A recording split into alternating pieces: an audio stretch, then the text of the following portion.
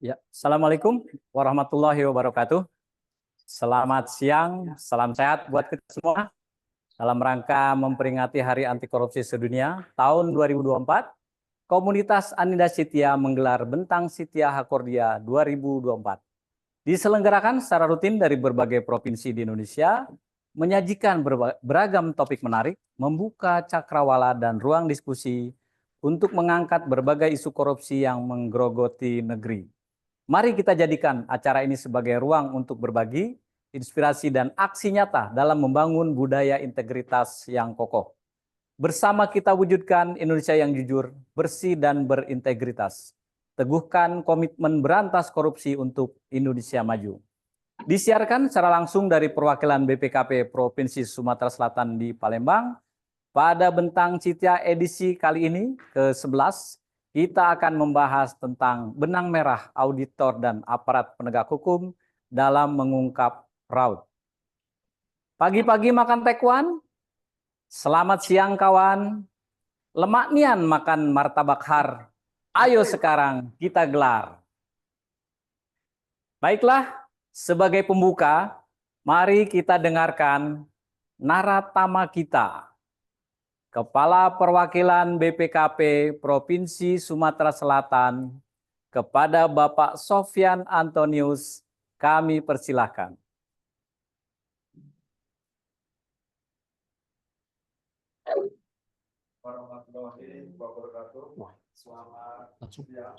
Selamat untuk kita semua. Om Swastiastu, Namo Buddhaya, salam kebajikan.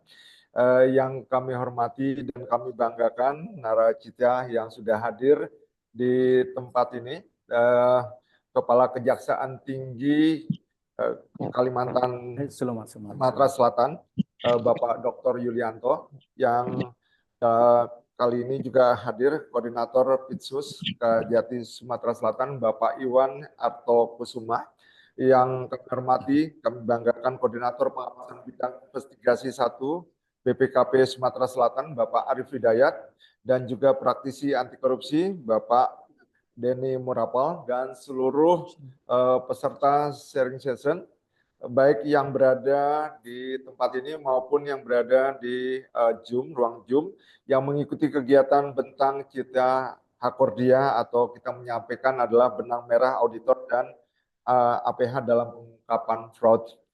Sebelumnya kami sampaikan satu pantun untuk kita semua. Jalan setapak ke hutan jati, melihat burung terbang berdua. Selamat siang Bapak Ibu yang kami hormati, salam hangat untuk kita semua. Puji syukur Bapak Ibu sekalian, pada siang hari ini kita dapat berkumpul di tempat ini maupun Bapak Ibu sekalian yang hadir di ruang Zoom untuk bisa kita mengikuti Hari Akordia pada yang diselenggarakan di BPKP Sumatera Selatan. Bapak Ibu sekalian, kalau kita berbicara Akordia atau anti korupsi, BPKP saat ini sudah memiliki yang disebut dengan PP nomor 60 mengenai SPP, di mana dalam PP nomor 60 SPP tersebut pimpinan instansi memiliki tanggung jawab terkait dalam hal menyusun perencanaan dan menetapkan tujuan organisasi. Di mana pada saat ini Bapak Ibu sekalian, seluruh pimpinan itu harus menetapkan visi dan misi, kemudian itu harus cascading dan selaras dengan orientasi hasil outcome, program hingga seluruh kegiatan itu bisa tercapai. Artinya cascade-nya dari atas hingga bawah itu harus dilaksanakan dengan sebaik-baiknya atau disusun dengan sebaik-baiknya. Kemudian pada saat kita berbicara membangun sistem pengendalian intern yang memadai, maka kita melihat ada 5 komponen yang harus diikuti oleh seluruh instansi, yaitu dari mulai lingkungan pengendalian, penilaian risiko, kegiatan pengendalian, informasi, infokom, dan komunikasi, dan pemantauan. Artinya secara keseluruhan, itu semuanya harus bisa berjalan dengan baik, dari mulai awal hingga sampai nantinya seluruh terkait dengan komunikasi dan pemantauan. Kemudian Bapak Ibu sekalian, yang perlu kami informasikan juga terkait dengan SPP ini adalah adanya 4 tujuan SPP yang harus dicapai seluruh organisasi, instansi, yaitu dari mulai efektivitas dan efisiensi, keandalan pelaporan keuangan, pembinaan aset negara, dan ketaatan terhadap peraturan perundang-undangan. Jadi Bapak Ibu sekalian, ini yang nantinya kami sampaikan. Kalau misalkan terkait dengan hak kordia atau korupsi, ini ada 3 pilar yang harus diikuti oleh kita semua. Yang pertama terkait dengan kapabilitas pengelolaan resiko korupsi, penerapan strategi pencegahan, dan yang terakhir adalah pilar penanganan kejadian. Jadi nanti Bapak Ibu sekalian, kita akan bisa mendengarkan dari para pembicara naracita kita yang sudah hadir di tempat ini. Mudah-mudahan nanti kita bisa mendengarkan bagaimana pencegahan korupsi dan juga penanganan dari praktisi yang luar biasa yang sudah hadir pada kesempatan kali ini. Jadi Bapak Ibu sekalian, terkait dengan kapabilitas atau pencegahan korupsi, kita berbicara mengenai kapasitas. Jadi kapasitas di mana segala sesuatu itu bisa berasal dari dalam organisasi atau inside out. Jadi kita berharap bahwa nantinya seluruh organisasi di dalam itu harus bisa mencapai tujuan yang tadi sudah kita sampaikan terkait dengan tujuan SPP.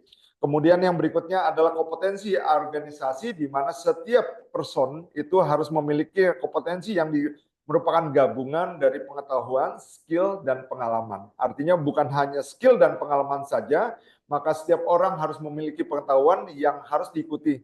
Dan salah satunya terkait dengan pengalaman atau pengetahuan ini nanti akan disampaikan oleh teman-teman praktisi naracita yang sudah hadir di tempat ini.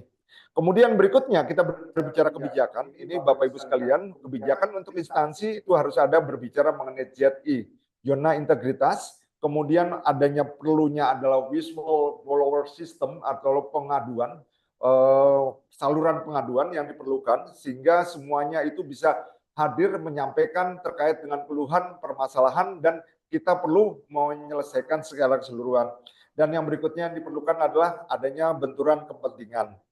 Terkait dengan ini juga mengenai kapabilitas, maka kita juga berbicara sistem yang andal, Bapak Ibu sekalian. Jadi di sini ada mencakup 3 prinsip, yaitu mencegah, mendeteksi, dan merespon terkait dengan apa yang disebut dengan kapabilitas tadi.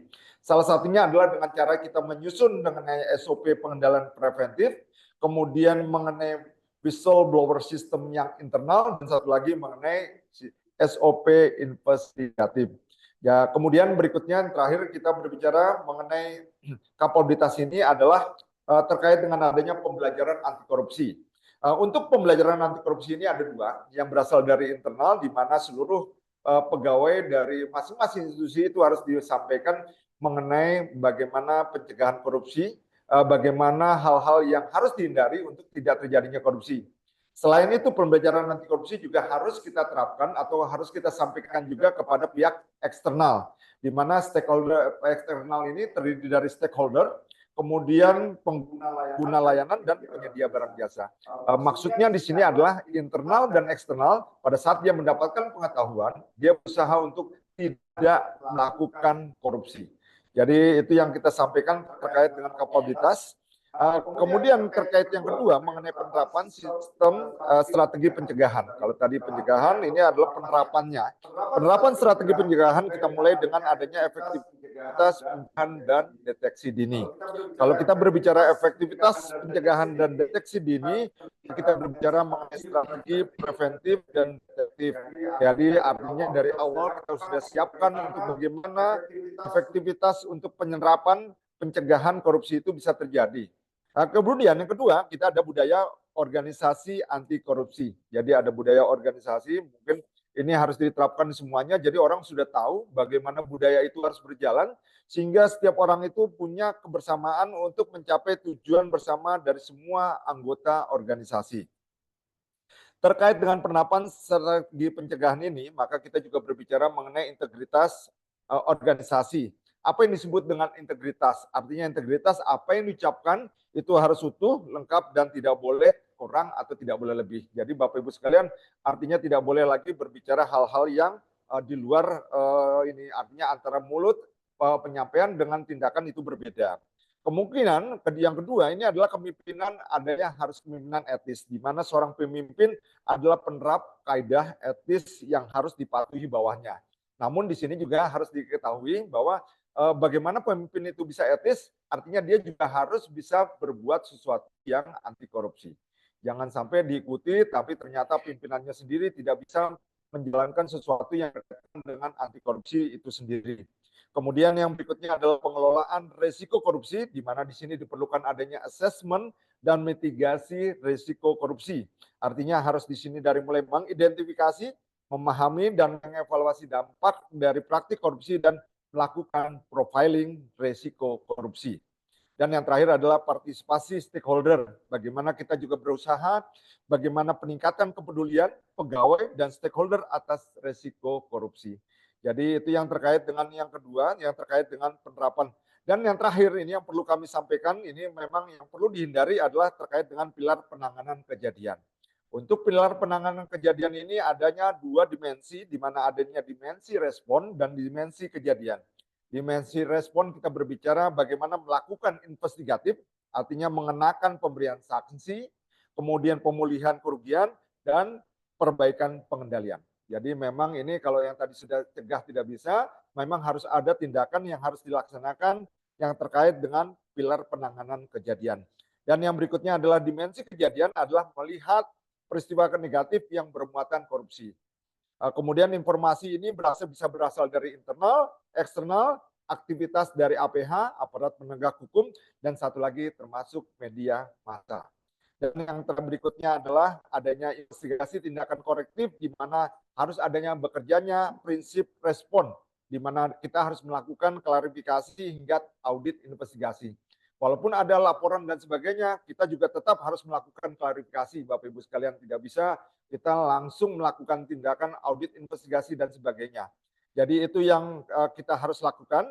Dan yang terakhir adalah bahwa BPKP termasuk dengan teman-teman APH itu melakukan 3 hal yang terkait dengan permintaan dari APH.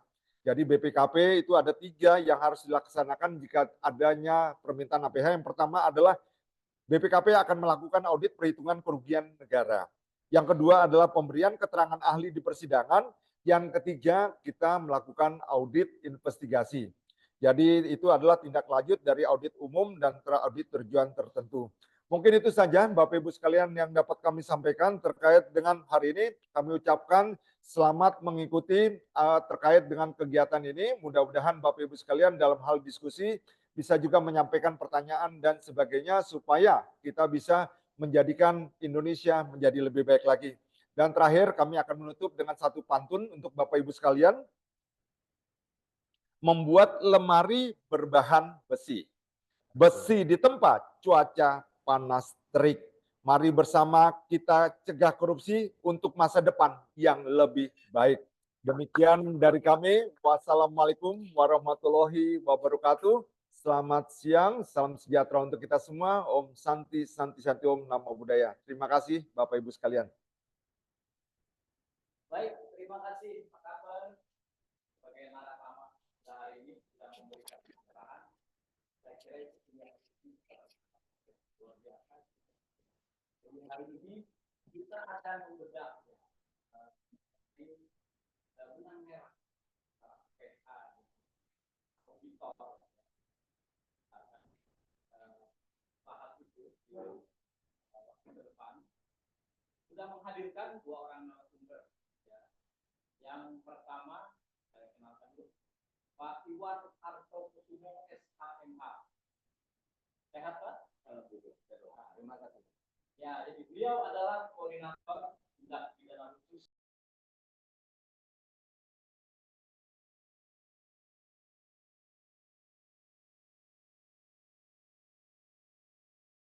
korupsi ini. Beliau asli Surabaya, ya Pak ya.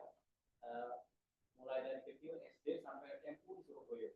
Nah, dia S1 di Fakultas Hukum UNER dan S2-nya di Fakultas Hukum Universitas Indonesia. Surabaya itu orangnya rata-rata konsisten. Iya, konsisten. Dari dulu namanya SMU, walaupun sudah berubah SMA tetap SMU. Sekolah menengah umum, kemudian sekolah menengah kuat, tetap aja dia konsisten. Ya, jadi luar biasa. Terima kasih atas kehadirannya hari ini Pak Iwan. Kemudian yang kedua adalah Mas Denny Murapal. Beliau adalah praktisi penghitungan kerugian keuangan negara yang sudah malang melintang juga melakukan hitungan kerugian keuangan negara dan pemberian keterangan ahli di persidangan. Nah, cuma kalau Mas Dedi ini agak kurang konsisten, Pak, ya. Beliau itu Surapa, Musirawas, Palembang, Pagar Alam, tapi lahir di Lubuk Tinggal.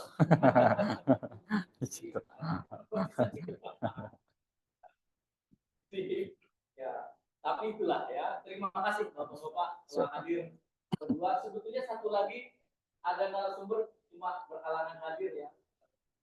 Narasumber kita Desi Ratnasari yang bisa hadir hari ini karena ada sesuatu hal, jadi yang bisa hadir cuma Desi. Oke, baik. Untuk pembuka pertama kami persilahkan Bapak Iwan untuk menyampaikan paparannya.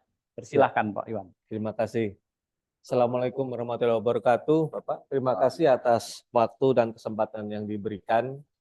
Pertama-tama kami mohon maaf Bapak, karena kebetulan pimpinan kami, Bapak Kepala Kejaksaan Tinggi Sumatera Selatan sedang ada halangan hadir. Dia menugaskan kami untuk menjadi naracita Bapak di acara yang sangat spektakuler ini. Di tahun awal Bapak saya sempat bicara dengan Pak Arief kemarin bahwa acara ini sudah dilaksanakan sejak tanggal 25 November. Ya. Jadi sudah banyak seri yang sudah berjalan dan berlangsung. Saya kira juga sudah banyak ilmu yang bisa disampaikan dan moga-moga pada hari ini kita bisa memberikan manfaat yang lebih juga untuk audiens kita gitu. Untuk perkenalan saya kira tadi terima kasih Bapak dengan konsistenannya SMU saya tetap Pak, nggak ada perubahan Pak, tetap saja. Oke, kami masuk pada pembahasan yang awal. Mungkin nanti apakah memang saya harus baca semua atau ya, slide atau makin 1-2 slide kita diskusi. Oke, saja Pak. Silakan Pak. 1-2 slide kita diskusi. Kita Oke, diskusi, siap, Pak. siap Bapak. Silakan. Pada hari ini karena materi terkait tentang Hari Anti Korupsi tentu berhubungan erat dengan bagaimana dan seperti apa korupsi. Ya. Tentu teman-teman insya Allah kalau yang menjadi audiens pada hari ini insya Allah sudah lebih paham Bapak. Tapi perlu kita refresh lagi supaya bisa lebih membuka diskusi, ruang diskusinya. Bahwa pada prinsipnya, prinsip-prinsip anti korupsi itu setidaknya ada 5 Bapak. Ada 5 prinsip anti korupsi. Ini meskipun saya nggak tahu Pak, saya ngaku muda aja Pak ya, tapi sebetulnya saya sudah berumur, jadi harus melihatnya begini Pak. Silakan Pak. Ini sebetulnya mewakili nih Pak. Oh gitu. Angkatan 80-an Mas Denny, Bapak angkatan 70-an. Saya angkatan kolonial Pak, 60-an. Jadi ini mewakili semua Pak. Ya, silakan. Ini audiensnya moga-moga ada juga lintas generasi ya Pak, ada Gen Z juga, ada milenial juga. BPKP Muda seluruh Indonesia, ada APIP juga. Ada jadi buat yang para muda ini perlu kita encourage Pak, karena tujuan Indonesia Emas 2045 nanti beliau-beliau itu yang akan menjalani. Kita menyaksikan Pak, kita menginisiasi. Bahwa prinsipnya, prinsip-prinsip anti korupsi itu ada 5, ini betul ada slide-nya. Yang pertama adalah transparansi. Transparansi adalah menjadi bagian dari pencegahan ataupun usaha untuk preemptif adanya tindak pidana korupsi. Apabila tadi yang disampaikan Pak Kaper tadi berhubungan dengan bagaimana cara membuat suatu program di masing-masing lembaga supaya bisa diawasi oleh beberapa pihak, tentu harus ada transparansi itu sendiri. Dan sebagai contoh misalnya untuk di tempat kami di Kejaksaan Tinggi itu sangat terbuka Bapak. Bahkan kalau untuk urusan keuangan anggaran Bapak di transparansi ini masing-masing bidang itu bisa melihat bidang lain dan itu dibahas bersama-sama.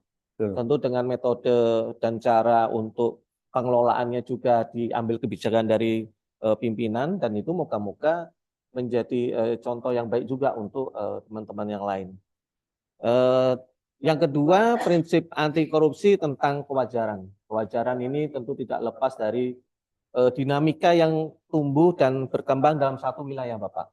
Karena apabila sebuah program itu tidak diwujudkan dalam sebuah kewajaran dari nilai yang akan dibentuk, tentu akan menimbulkan potensi misalnya ke depan mau ada nilai yang di markup ataupun kegiatan-kegiatan yang justru akan membuat fiktif kegiatan, itu pasti ada biasanya. Ya. Gitu.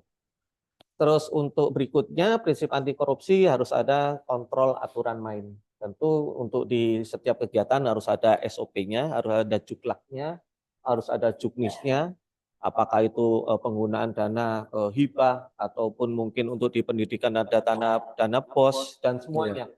Dan itu menjadi bagian dari lapangan yang harus diawasin oleh BPKP dalam hal ini, ataupun BPK, ataupun auditor intern misalnya dari masing-masing lembaga itu. Kemudian prinsip anti korupsi juga tentang aturan main. Aturan main tadi hampir plus minus dengan kontrol tadi. Yang berikutnya tentang akuntabilitas. Akuntabilitas ini tentu berhubungan erat dengan pertanggungjawaban dalam penggunaan dana-dana yang sudah dianggarkan itu tadi. Baik. Untuk slide berikutnya, ini saya mengambil slide ini ketika ada paparan juga dari pimpinan kami, dari Pak Jampitsus, Jaksa Agung Muda Tindak Pidana Khusus, terkait tentang apa sih yang ditimbulkan dari dampak adanya tindak pidana korupsi itu.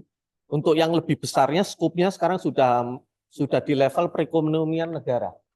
Jadi nggak hanya di level kecil yang hanya tentang kerugian negara, tapi kami sudah berbicara di perekonomian negara. Iya. Dan alhamdulillah kalau untuk di pusat, Pak, di Kejaksaan Agung, dengan dukungan BPKP, kita juga sudah berusaha untuk menghitung kerugian negara, terutama yang paling pokok ya Pak, di Bangka Belitung, terkait tentang tambang, nilainya juga nggak kecil Bapak, karena ternyata disitulah justru yang membuat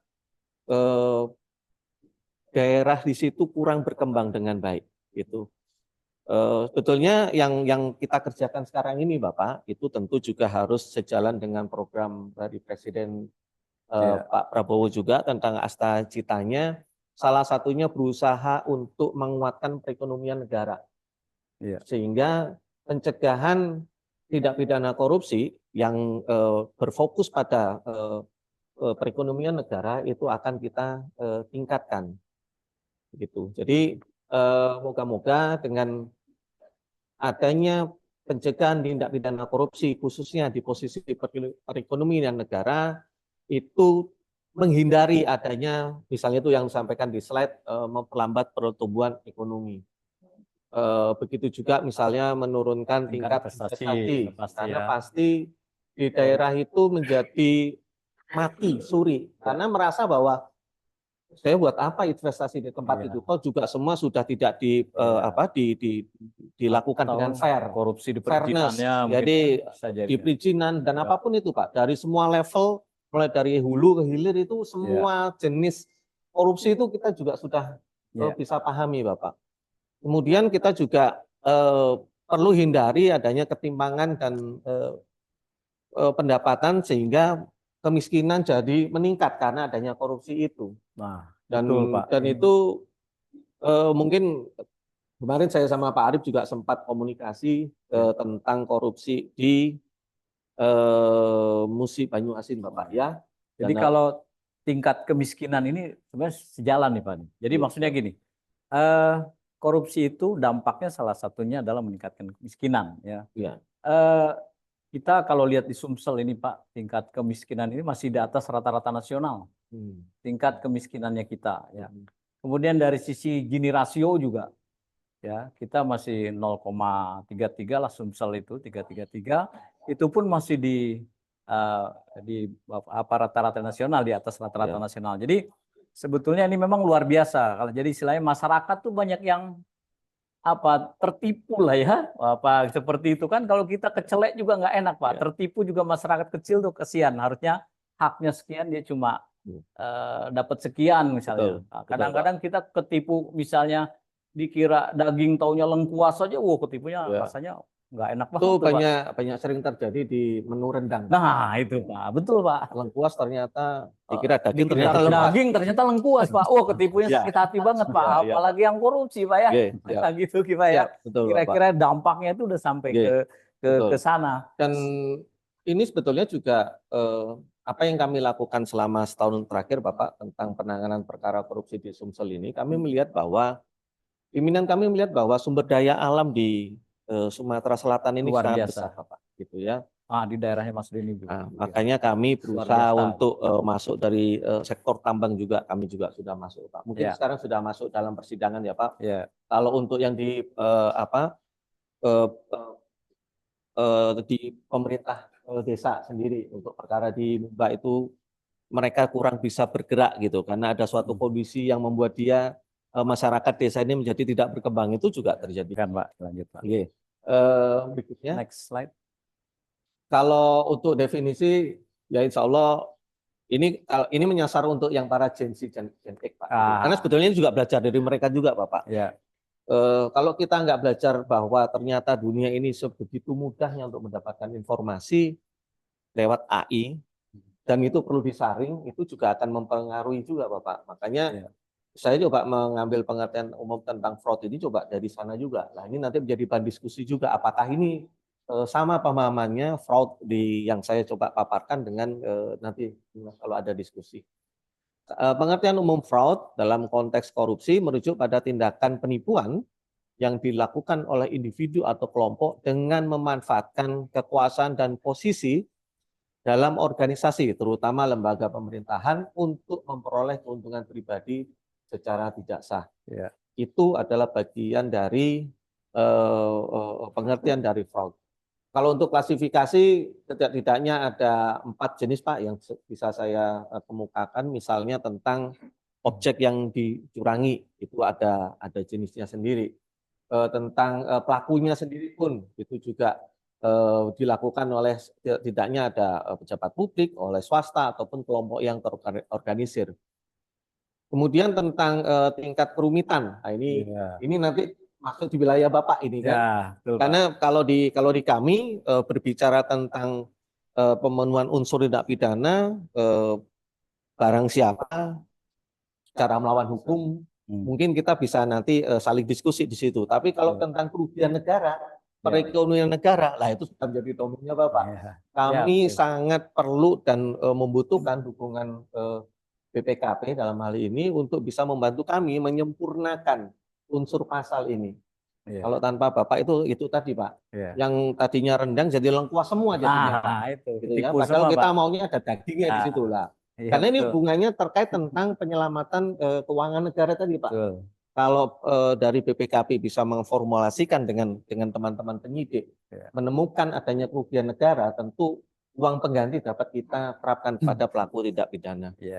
Kemudian terkait tentang tahapan korupsi, nah itu saya sampaikan di perencanaannya di awal ya Pak, di pelaksanaan ataupun di pengawasannya. Dan itu bisa terjadi semua Bapak. Begitu. Jadi fraud itu ada yang kompleks gitu Pak ya. Ada juga yang sifat sederhana lah gitu. Mungkin Mas Denny sering tuh ya. Yang biasanya sederhana tuh yang kalau dari sisi auditor Pak ya, menilai kesederhanaan ataupun kekompleksan suatu kasus itu sebenarnya dari pihaknya Pak. Jadi kalau kita telaah itu Pak, pihak-pihak yang terlibat itu ditelaah itu sudah dari BAP penyidik, kemudian dari dokumen-dokumen itu kita udah bisa mengidentifikasi kira-kira nih butuh waktu untuk melakukan audit itu berapa hari. Rata-rata kan ada yang 20 hari, ada yang 25 hari. Nah kalau dari sisi auditor itu kompleksitasnya itu sebenarnya berapa banyak pihak yang terlibat dalam suatu dugaan tindak pidana korupsi. Iya, termasuk modusnya mungkin Iya, Pak. Jadi kalau pengalaman nih Pak yang pengalaman modus atau modusin? Pengalaman mengaudit Pak. Mengaudit, jadi biasanya itu yang paling kompleks itu Pak terkait dengan bansos biasanya ini sangat rumit Pak. Karena penerimanya banyak. Kolaborasi dengan penyidik ini harus real time gitu Pak. Jadi sebisa mungkin, secepat mungkin kita bisa menemukan suatu metode Pak bagaimana ribuan penerima, misalnya penerima bansos ini bisa kita handle dalam waktu 1 minggu ataupun secepat mungkin. Jadi karena kerugian negara kan nggak bisa digeneralisir juga Pak. Karena kita memang auditor populasi Pak, jadi nggak sampling kita. Mungkin itu Pak dari sisi kompleksitas. Kalau dari auditor seperti itu. Kalau saya sih lihat fraud sederhana itu fraud yang terjadi di rumah makan Padang, Pak. Kok bisa begitu, Pak? Sederhana. Oh gitu. Ya, Wah, malah kira-kira sederhana, Pak. begitulah. Itu. Iya, Fraud iya, iya, iya. gimana itu? Iya, Fraudnya saya dikasihnya dikira daging, tuh yang kuat, Iya, balik iya, lagi iya. ke situ deh. Nah, Ini- kalau menurut saya kira-kira gitu, Pak. Ini terinspirasi makan siang tadi, Pak. sebetulnya. Oke. Gitu. Yang terakhir ini korupsi di tahap perencanaan. Ini yang jarang nih, Pak. Mm-mm. Kira-kira gimana nih kita apanya? Mungkin dari Pak Iwan. Iya. Ini Jadi- agak-agak susah kan nih. Memang Pak, jadi gini, korupsi ini kan kenapa disebut white collar crime Pak? Sebetulnya orang itu sudah menemukan cara dan metode untuk gimana caranya korupsi yang baik dan aman. Saya boleh bilang begitu kenapa Pak? Karena ini terjadi Bapak. Ketika kami berusaha untuk mengungkap suatu tindak pidana, kami harus menemukan perbuatan materialnya Bapak. Ya. Nah, sementara metode dan cara ini sudah mulai berubah, begitu Pak ya. Jadi misalnya metode untuk layeringnya, karena ini pasti nanti ujungnya juga ada TPPU-nya kan Pak. Betul. Layeringnya bagaimana nih, biar aman itu bagaimana gitu ya. Ya. Duit yang tadinya baik-baik, tidak baik menjadi baik begitu Bapak. Di perencanaan ataupun di pelaksanaan ataupun di kita pengawasan, tentu ketika kami berusaha untuk mencari bukti awal, itu tentu kami juga melakukan upaya-upaya paksa yang maksimal Bapak di sana. Ya. Tentu semua harus dasarnya dari minimal 2 alat bukti Bapak. Kita nggak mungkin lepas dari itu. Karena naiknya suatu perkara ke tahap penyidikan, kami harus memastikan bahwa ada minimal 2 alat bukti yang kami miliki. Sehingga ini dapat naik ke tahap penyidikan. Kalau khusus untuk di perencanaan Bapak, karena memang itu tadi Pak, urusannya dengan anggaran yang coba dibungkus dengan aturan-aturan yang terlihat oke dan baik-baik saja. Banyak contoh Pak, misalnya untuk perkara maaf ya Pak kalau saya nyebut perkara ini sebenarnya sudah inkrah aja ya Pak ya. Kalau perkara di Hambalang kan seperti itu ya Pak, levelnya itu sudah mainnya di situ Pak, ataupun perkara yang lain yang sifatnya besar. Nah, kalau untuk yang kecil-kecil ini ya itu tadi Pak, masalah kerumitan itu tadi Pak. Tapi biasanya tidak ada kejahatan yang sempurna, pasti meninggalkan jejak Pak. Rata-rata kalau korupsi di perencanaan itu mainnya kan di ijon Pak. Gitu ya. Ini mainnya di ijon gitu. Nah, kalau mainnya di ijon, ya kita tinggal ngintip aja Pak sebetulnya. Nah, lihat di pelaksanaan yang setelahnya. Karena kalau pelaksanaannya bermasalah, rata-rata di perencanaan pasti sudah di awal pasti gimana caranya bikin bikin jarak, gimana cara ngambil duitnya itu terlihat baik, tapi sebetulnya di cover dengan kegiatan yang dilaksanakan. Iya. Seperti itu Pak. Jadi di BPKP juga sebenarnya ada tugas-tugas yang menganalisis fiskal dan keuangan Pak ya. Alpisku terutama di pemerintah daerah itu ya. Dari situ udah bisa terlihat sebetulnya ya. Kadang-kadang yang dia di APBD pada saat kepala daerah akan berakhir. Nah, biasanya itu tuh. Ya, potensi APBD-nya dinaikkan berpuluh kali lipat. Dia naikkan itu di APBD tahun terakhir atau di perubahan APBD. Dinaikkan. Nah, ini memang juga ya dievaluasinya kabupaten kota APBD-nya dievaluasi oleh provinsi oleh Kemendagri. Mungkin juga ada lemah di sini ya, sehingga nanti anggarannya menjadi besar. Dibuatlah kontraknya adalah kontrak infrastruktur, belanja modal. Wah, akhirnya diijon seperti tadi kata Bapak kan, diijon. Pas di tahun berikutnya duitnya nggak ada nih di akhir tahun. Ya kan, DAU terbatas, PAD terbatas, apalagi di Sumsel ini Pak. Tingkat kemandirian daerah itu rata-rata di bawah 25%. Artinya sangat rendah sekali ya tingkat kemandirian daerahnya itu ya. Paling yang di sini hanya ya Palembang, provinsi, kemudian Muba, Lahat, Muara Enim itu aja paling lah satu ya. Yang lainnya itu di bawah itu, sehingga memang sangat rentan mungkin hal-hal seperti itu bisa terjadi. Mungkin bisa dideteksi mungkin kalau dari kejaksaan. Ini sebetulnya kalau bicara seperti ini Bapak, ini tentu juga bukan menjadi bahasa Jawa ini ngajari Pak ya. Ini adalah metode, cara dan modus begitu. Bagaimana caranya lengkuas itu bisa menjadi seperti daging kan gitu Bapak. Ini kan kita diskusi di sini mengungkap apa sih modus-modus yang sering terjadi. Sehingga memicu kita teman-teman di BPKP ataupun di kami Pak, justru untuk preventifnya bagaimana Pak baiknya supaya korupsi ini jangan terjadi. Karena kalau udah pelaksanaan itu tadi Pak, terakhirnya ya memang harus ditindak Bapak. Hmm. Gitu. Tapi kalau masih bisa dicegah, artinya kan sebetulnya kita udah ngerti nih Pak. Hmm. Udah kalau orang sakit udah mulai bersin nih Pak. Oh ini udah mau flu nih. Lah kita udah ngerti nih Pak. Ya, Enaknya gimana? Saya mau minum vitamin C atau cukup istirahat atau Ya. perlu malah dikasih obat. Nah, itu Nah. itu nanti yang perlu kita formula bareng-bareng Bapak. Iya, betul. Ini nih, ada ungkapan katanya, korupsi itu dimulai dari tempat tidur. Oh, Wah, Mas Denny percaya nggak sih? Kalau saya percaya ya Percaya. sama Pak. Gimana Pak? Make sense-nya itu gimana mulai dari tempat tidur itu? Sebenarnya kalau kita merujuk ke teori Pak ya, Ya. kalau yang dipelajari dulu waktu kita sekolah itu ataupun diklat-diklat substantif itu kan fraud itu sumber utamanya fraud triangle Pak secara teori ada 3 Ya. dari kesempatan, rasionalisasi sama ini tekanan Pak ya. Ya. Nah dari tempat Pressure. tidur ini bisa jadi karena tekanan Pak. Wah, Ya, aduh. ya. Tekanan di tempat tidur ini agak Ya. berat mungkin Ah, Pak. oke. Jadi memang dari sisi keluarga melihat rumput yang di sebelah, Itu betul.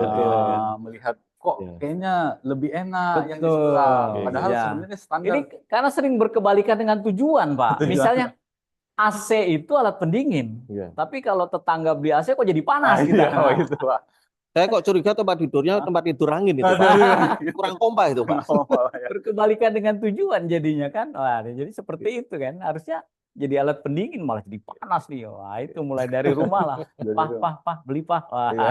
itulah bahaya jadinya. Kita inilah bertiga ini kaum terjajah. Kalau dulu ceritanya kan wanita dijajah pria sejak dulu, sekarang bohong. Kita kerja puluhan tahun, kita nggak pegang ATM kan. Tapi jangan bikin ATM yang lain ya Pak.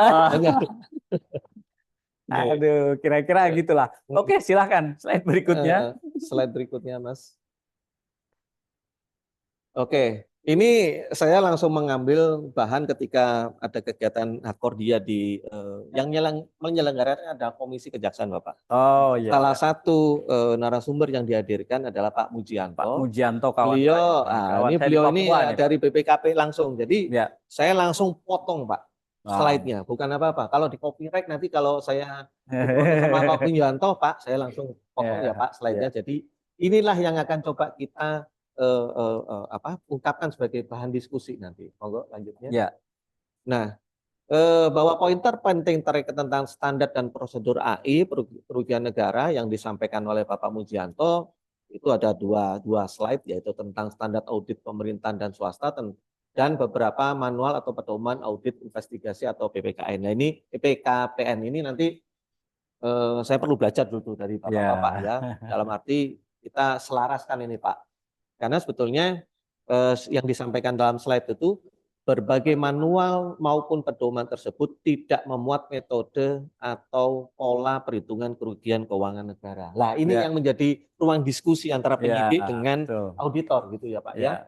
Karena gini kadang kami pengennya bukan pingin sih Pak. Kami beranggapan bahwa itu total loss begitu ya Pak. Tapi ternyata di teman-teman auditor di BPK tidak. Mas Denny mungkin punya pengalaman juga sering Pak itu Pak. Sering ya. Jadi ada beberapa kasus itu memang menurut penyidik pada saat ekspos akhir Pak ya. Jadi prosedur kita di BPKP kan jelas Pak ya sesuai dengan Perdeputi ya yang terbaru nomor 2 tentang PKKN bahwa sebelum penerbitan laporan itu nanti ada ekspos akhir. Ekspos akhir ya betul. Ekspos akhir ini biasanya dihadiri oleh teman-teman tim dan di luar tim, kemudian minimal dihadiri oleh eselon 3 Pak ya, Pak Koordinator Pengawasan, kemudian dari pihak penyidik. Nah biasanya nih ada beberapa metode yang digunakan oleh tim, kadangkala nih dirasa oleh teman-teman dari penyidik, kok nggak total loss? Gitu. Padahal kalau dilihat dari fakta, segala macam itu total loss. Nah dari sisi kami auditor Pak, dapat memaklumi itu Pak. Jadi terkadang bukti-bukti itu dari BAP itu terkadang kami dapatkan di klarifikasi. Nah di klarifikasi ini kami tindak lanjuti dengan meminta BAP tambahan dari teman-teman penyidik. Nah sebenarnya di BAP tambahan penyidik inilah ternyata muncul hal-hal yang dapat menggugurkan metode itu kenapa tidak memakai total loss-nya Pak.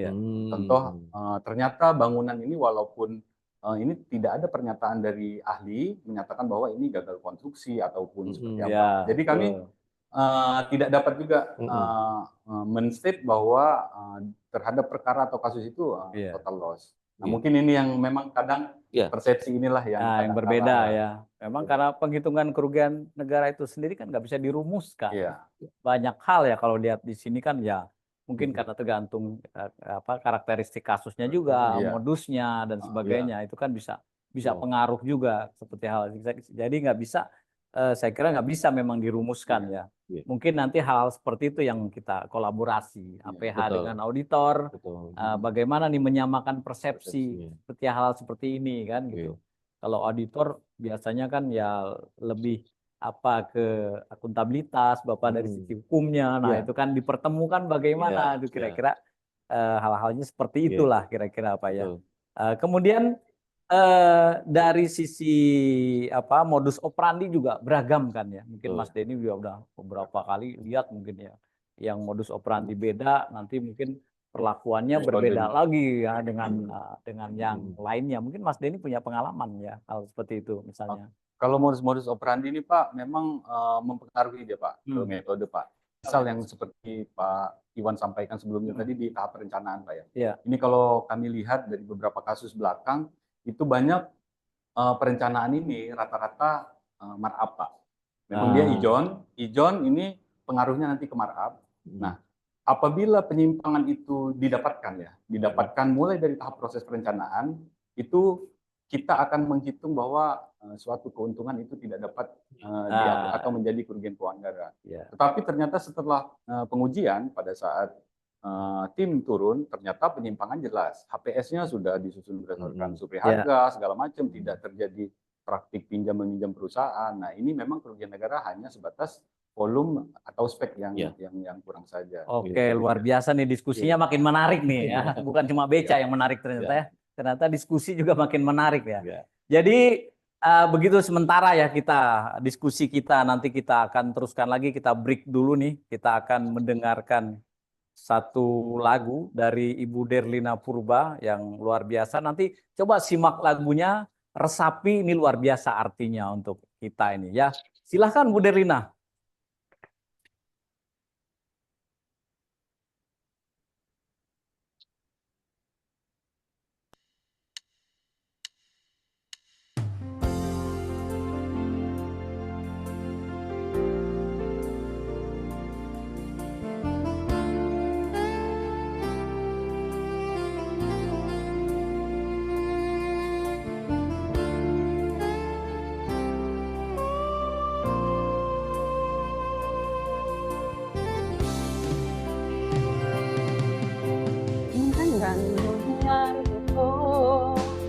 Tanah Tua dengan matinya persiran unang kota bentong atau kasihan olah nakan hati niro ai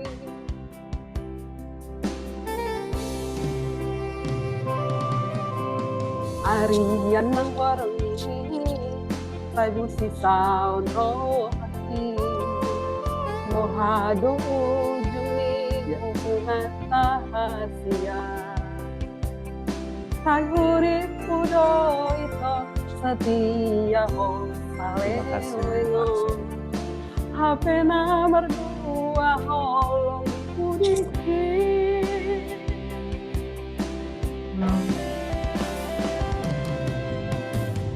Angsangan bunga malu siladangi Kogo di marohati nungamala Dan puri pusongoni Di bahen holo laki gabi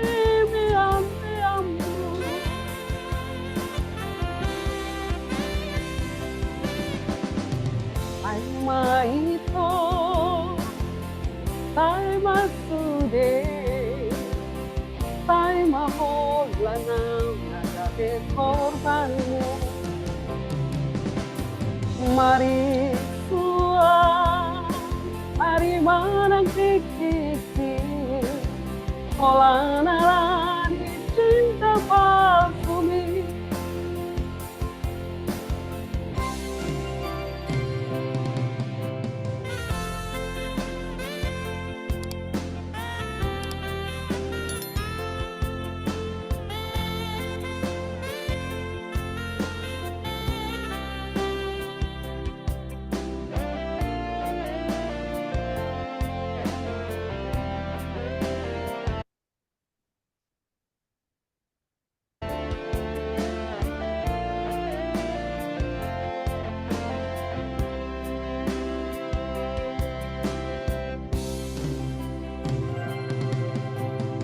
Dengan duniaku kita namamu kepada dengan manian molot iko siram unang pola hitam dongan Asia ola nama pain hacit mirohai.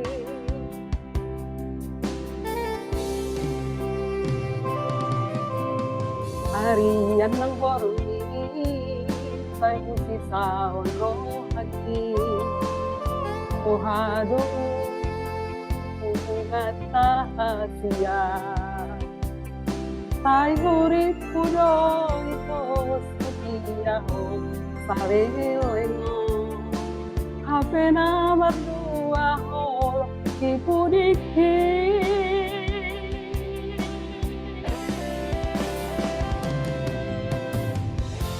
Tangan bunga malah sila danti Somori maro akinu ngamala Nangure posongoni Ibahen holong Kabebe ambe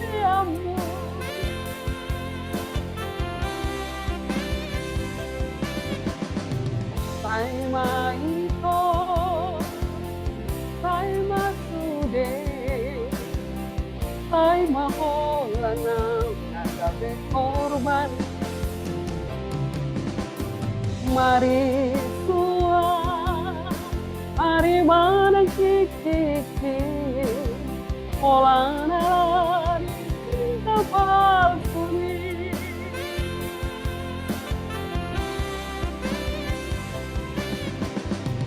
Taima ito,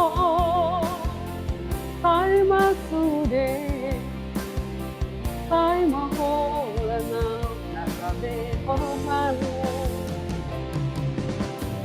Mari tua, mari wanang kikiki, panalan cinta palsu ni, panalan cinta palsu ni. Oke, terima kasih Bu Derlina, tepuk tangan yang meriah. Aduh, luar biasa. Ini lagu kesukaan saya, Pak Iwan. Iya, jadi Mardua Holong itu kan menduakan cinta. Artinya Mardua Holong itu menduakan cinta. Tapi arti dalamnya adalah korupsi itu pengkhianatan. Ya, korupsi itu berkhianat terhadap amanat. Amanah yang diberikan, dia berkhianat. Makanya tadi saima itu saima sude. Ya, kita sudahilah. Ya, sudahi kita berkhianat. Sudahi kita korupsi, ya kita maju ke depan untuk Indonesia maju kan. Siap. Seperti itu kira-kira maknanya. Memotivasi kita supaya kita terus memberantas korupsi. Demikian kira-kira Pak lah gitu. Nah, terima kasih Bu Derlina, luar biasa ini Bu. Ya. Baik, mari kita lanjutkan diskusi kita. Tadi sudah sampai slide keberapa itu Pak Iwan ya. Kalau mohon maaf, Pak Iwan itu artinya Iwan itu tenang ya? Iwan itu kalau nama pada umumnya kan Iwan kan ya nama laki-laki Bapak ya. Iya. Tapi ada teman sih Pak yang bikin joke jauh sebelum saya menikah ya Pak Iya. ya. Iwan itu idaman wanita, Pak. Wesa, keren. Waktu itu, Pak ya. Waktu itu. Ya. Waduh. Bahaya ini nanti kalau istri saya lihat nanti bahaya. Ah. Sekarang sudah didapat, Pak, Iya. gitu kan. Meskipun banyak yang Oh, jadi, Iwan tuh idaman ya, wanita. meskipun Oh, banyak yang gitu. bilang jadi incaran wanita, tapi saya harap berhenti di situ, Berhenti di situ. Bapak. Oh, Nah, iya. cukup jadi idaman wanita saja, Bapak. Cukup ya. Soalnya Iya. kalau secara ini kan harfiah tuh Iwan tuh artinya tenang. Arto itu uang. Uang. Nah, kalau Kusumo itu pahlawan. Bunga, Pak. Ah, bunga. Bunga, Bunga. Bapak. Oh iya. Jadi sebetulnya kalau orang tua saya ngasih nama, cerita sedikit ya, Pak. Iya. Ya. Iwan itu kembangi duit. Gitu. Wah. Tapi saya berharap waktu itu nggak jadi rentenir kan, Pak. Jadi ngerejekeni gitu. Bahasanya ngerejekeni. Waktu itu, Penyelamatan Pak, ya. mungkin larinya ke penyelamatan keuangan negara. Iya, iya. Itu Pak, uang negara. Iya, iya. Kita tidak ada penyalahgunaan di situ, Pak. Iya. Mungkin maksudnya ke situ. Oke, Oke. mari kita lanjutkan diskusi kita ya. Oke, siap. Saya kira silakan Pak Iwan ya, Ya. diskusi yang masih slide ini saya kira. Oke. Slide ini ada yang menarik, Bapak. Iya. Jadi terkait tadi yang Pak Denny tadi sudah sampaikan, beberapa hal tadi kan penentuan pola perhitungan kerugian keuangan negara dipengaruhi oleh jenis transaksi tadi Bapak sudah Iya. sampaikan. Jenis penyimpangan juga, jenis kerugian keuangan negara juga iya, modus operandinya Ya, modusnya itu tadi di jelas. depan, di akhir, di tengah kan gitu Iya. Pak. Bukti itu yang bisa kami sampaikan penyidik kepada teman-teman di BPKP. Dan yang terakhir Pak, pengalaman auditor ini. Pak. Wah, mempengaruhi Nah, ya. Ini ternyata menurut Itu slide pengalaman unit kerja maksudnya Pak ya? ya termasuk Bapak. Ah, termasuk. Karena betul gini Pak, kebetulan di Kejaksaan Tinggi kami teman-teman pengawasan itu beberapa tahun terakhir kami sudah memperkuat diri kami dengan adanya auditor internal. Bapak. Oh, Begitu ya gitu Pak ya. Ya, ya. Ya, di asisten pengawasan. Asisten itu. pengawasan. Yang saya pahami dari teman-teman auditor ini memang tetap di bawah, kalau boleh saya bilang tanda kutip kan di bawah pengasuhan ya Pak. BPKP juga Pak ya. Iya. Karena kan mereka juga perlu adanya sertifikasi di Auditor. situ sebagai auditor. Betul. Dan kalau dibilang pengalaman auditnya akan berpengaruh itu maksud saya begini Pak. Kalau adik-adik saya ini tidak diberi pengalaman untuk terjun dalam dunia keauditoran, termasuk menjadi ahli di persidangan, sementara orang mempertanyakan, kan pasti di sidang ditanya, oke saksi ahli auditor, benar namanya kan sudah Pak, benar ya. Nah, coba jelaskan pengalaman Anda. Lah itu dia merasa bukan mati kutu, maksudnya merasa kalau saya secara psikologis ya Pak ya, dan tentu itu akan menjadi sebuah PR juga bagi teman-teman di BPKP untuk bisa bersama-sama ya Pak ya untuk bisa mengencourage gitu. Gimana nih buat adik-adik kita begitu. Dan harapan kami sih karena ini juga ongoing proses dan kami terus berkembang dan bertumbuh untuk bisa memperkuat institusi kami.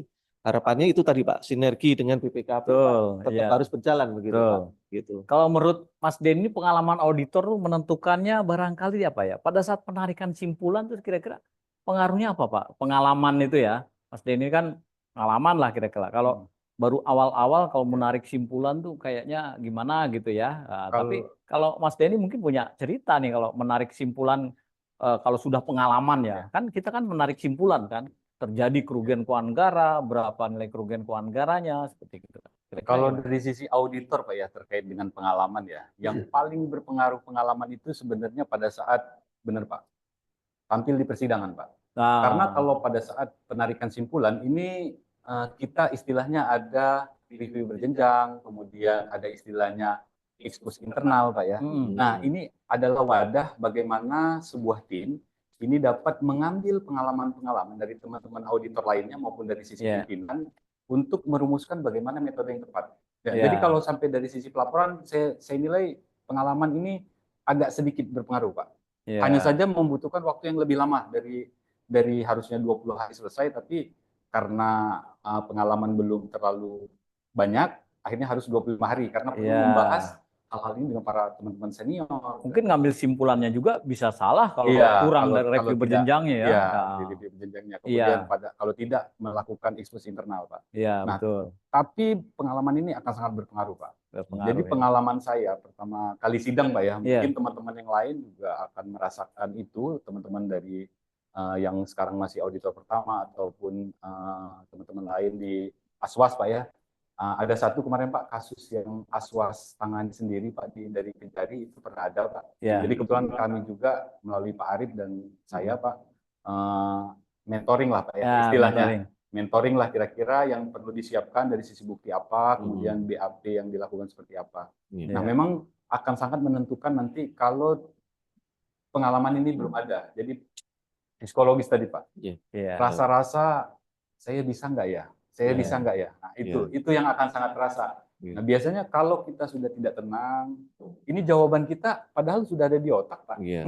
Tiba-tiba ini nggak Iya. muncul di Nah, mulut. iya. Nah, inilah dan akhirnya ini mempengaruhi mulai dari awal persidangan sampai dengan akhir. Mungkin Iya. pengalaman akan berpengaruh di situ. Banyak pengaruh juga Iya. pada saat penarikan simpulan itu, Iya. Pak. Kadang-kadang kalau simpulannya kondisinya seperti itu, dia narik simpulannya lain. Ya, kalau kita banyak di cerita-cerita jenaka kan kayak ceritanya salah satu cerita tokoh jenaka lah, ya. Dia melihat di salah satu pulau di Banjarmasin, Pak. Jadi ceritanya tentang si Palui. Palui ini tokoh jenaka di Kalimantan Selatan. Dia melihat di satu pulau itu isinya monyet, Pak. Nah, monyet itu makannya cuma pisang. Dan tidak ada satupun monyet yang pakai kacamata. Nah, sehingga dia berkesimpulan bahwa pisang bagus buat mata, katanya. Jadi kesimpulannya agak menjurus ke situ Ya, ya. agak malah. absurd gitu kan. Iya. Nah, Oke, karena oke. menarik simpulannya kayak gitu kan. Atau si Kabayan lah di Bandung misalnya. Si Kabayan di Bandung itu narik simpulan misalnya seperti, mungkin kemarin ada cerita, ada pertanyaan juga tuh waktu kuis-kuis kan, apa sungai terpanjang di dunia? Nah, mungkin kalau Pak Bapak akan menjawab Mississippi River, mungkin yang C, Sungai Nil, mungkin kan, itu kan akan menarik itu. Tapi si Kabayan nggak punya jawaban sendiri, karena dia narik simpulannya nggak seperti itu. Ya katanya Mississippi River itu hanya melintasi benua Amerika. Sungai Nil itu melintasi Afrika. Sungai yang C itu hanya di benua Asia. Nah, jadi Kabayan itu menjawab bahwa sungai terpanjang di dunia adalah Sungai Cikapundung. Karena Cikapundung itu melewati Asia Afrika. Iya. Benar juga tapi Pak, memang iya, Asia iya. Afrika di Ya, menarik simpulannya nggak salah. Itu karena pengalaman, Pak. Ah. Dia udah ngerti, Pak, bahwa sebetulnya kalau ngelewatin Asia Afrika itu pasti. Wah, Oh, iya. paling banyak. Itu kalau di alun-alun Bandung tuh, Pak. Benar, Itu kan benar, ada Pak. Sungai Cikapundung. Kan, Benar, Pak. dia Dua benua dia lewati. Oh, dilewati. Samudra dilewati. Kalau Nil cuma di Afrika.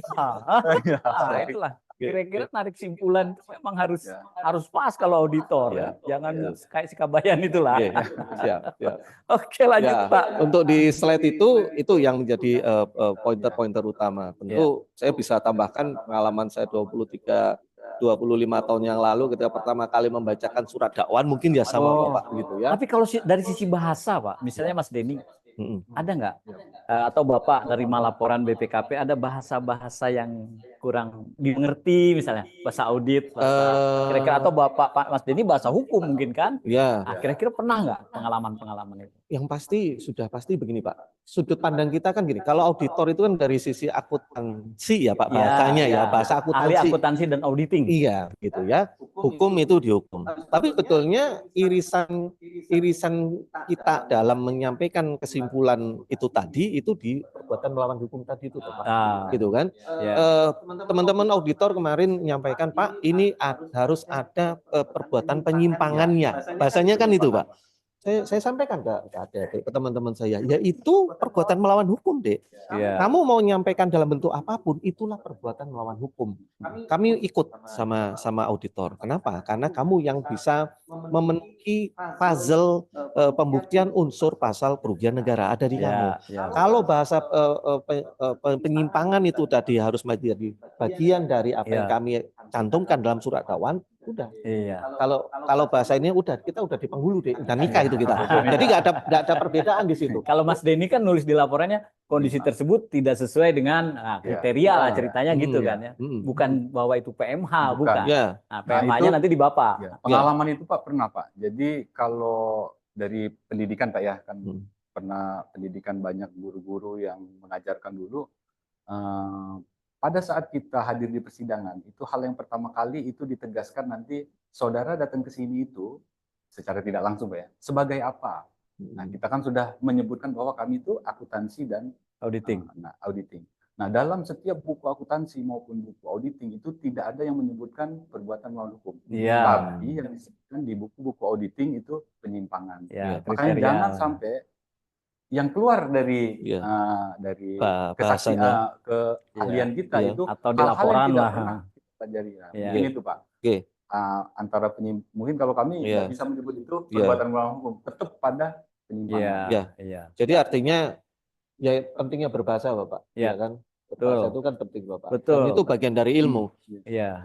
Sampaikan apa yang memang itu menjadi keahlian kita, Iya. gitu. Itulah kenapa ada hakim di sana, ya kan Pak? Iya. Kami akan berargumentasi dengan kekuatan kami, melawan penasihat hukumnya tentu, ya kan? Akan bertarung lah di Iya. situ, ya kan? Kami dibantu oleh BPKP dalam pengungkapan kerugian negara ataupun dengan perekonomian negara itu tadi. Bahasa itu nanti akan Transformasi, akan dicoba diartikan oleh majelis hakim, begitu kan Pak? Kan begitu. Diinterpretasikan. Bahkan kalau nanti pada endingnya Mm-mm. hakim itu udah paham bahwa sebetulnya ada perbuatan material, ada kerugian negara.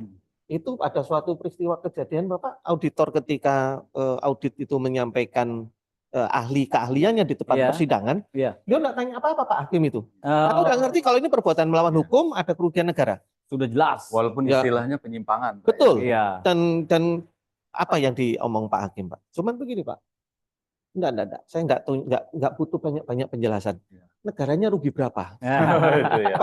Padahal ya kami sering Pak, berarti gini. Tentu kami harus mempersiapkan saksi-saksi kami supaya memberikan keterangan Ya. yang dapat dipertanggungjawabkan Ya. sesuai dengan hasil penyidikan, bisa Ya. fight di persidangan kan Pak. Iya. Ya istilahnya kita apa ya?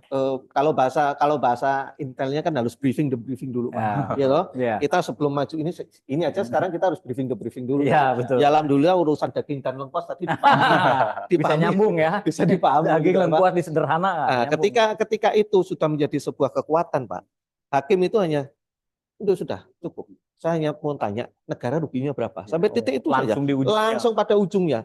Jadi tentang metode dan lain-lain itu menjadi bagian dari penguat kalau memang hakim kurang yakin. Iya. Karena sebetulnya 185 KUHP itu tugas kita itu Iya. meyakinkan hakim Hakim. dengan 2 alat bukti, minimal 2 alat bukti. Kalau ini sudah yakin, ya itu tadi Pak ini udah cukup. Kerugiannya Berapa negara? Begitu Pak. Pembuktiannya, Begitu Pak. pembuktiannya sudah kuat. Sudah ya. kuat Bapak. Cuma memang kadang-kadang bahasa itu kan interpretasinya bisa beda-beda. Yang benar aja kadang-kadang jadi salah, Ya. kan misalnya. Ya. Misalnya ada tetapi tak dapat ku mengerti apa ku mengerta yang betul. Pasti orang akan jawab mengerti. Tapi ternyata saya jawab tuh salah. Nah, Iya. yang benar Yang betul mengerta. Kok bisa mengerta, Pak? Tetapi tak dapat ku mengerta dapat ku. Nggak ada mengerti. Salah. Oh, oke. Saya baru tahu kalau itu yang benar itu. Pak. Saya baru tahu. Iya. Pasti gitu. Tetapi tak dapat Ya. ku mengerta dapat. Nggak ada mengerti. Iya. Jadi padahal yang benarnya mengerti kan. Iya, Interpretasi bahasa. Siap, Kira-kira gitulah Pak. Oke. Oke lanjut. Mungkin slide. Monggo lanjut slide berikutnya. Di slide berikutnya dari Pak Mujianto sampaikan terkait tentang metodologi PKM. Di pointer yang warna kuning, Iya. pertimbangan penggunaan metode perhitungan terjadi perbuatan melawan hukum. Nah, Iya. dalam kurung penyimpangan. Ya. Artinya sebetulnya sudah satu bahasa. Sudah Pak. satu Gitu loh. bahasa ya. Jadi jangan dimaknai berbeda. Iya. Perbuatan Sama. melawan hukum itu penyimpangan. Penyimpangan itu ya perbuatan melawan hukum itu. Interpretasinya sama ya. Yang jelas hubungan kausalitasnya dengan kerugian negara. Nah, kausalitas ini hubungannya dengan sebab dan akibat ya Pak. Nah, nanti tinggal kita selaraskan di situ. Yang berikutnya, mohon maaf, hasil konstruksi kasus yang diperoleh dari penyidik dan dikembangkan. Ketika kami melakukan perhitungan kerugian negara terhadap suatu perkara korupsi yang dihitung oleh inspektorat daerah, Bapak, beberapa kali teman-teman inspektorat itu meminta kami untuk bertanya seperti yang Pak Dinda disampaikan, Pak tanyanya ini ya, supaya nanti kami bisa ambil kesimpulannya di titiknya ini, begitu. Dan kami lakukan itu, Bapak. Teman-teman auditor kemarin, Pak Arif juga sempat sampaikan ada pengalaman karena ini ini perkara masih berjalan ya Pak. Iya. Itu pun juga sudah berkomunikasi. Iya. Tolong tanyakan ini Pak, supaya kami bisa simpulannya ini. Iya. Artinya sebetulnya bukan tentang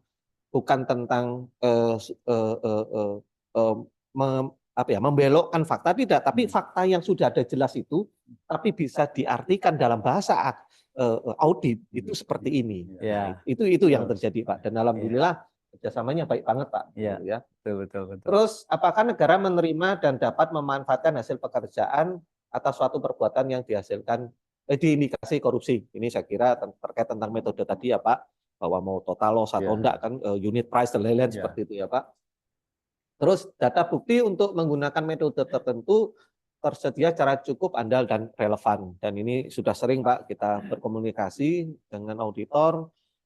Pak, saya butuh alat bukti ini untuk menjelaskan tentang kerugian yang ini di posisi ini. Nah itu udah berjalan dengan baik Pak. Iya.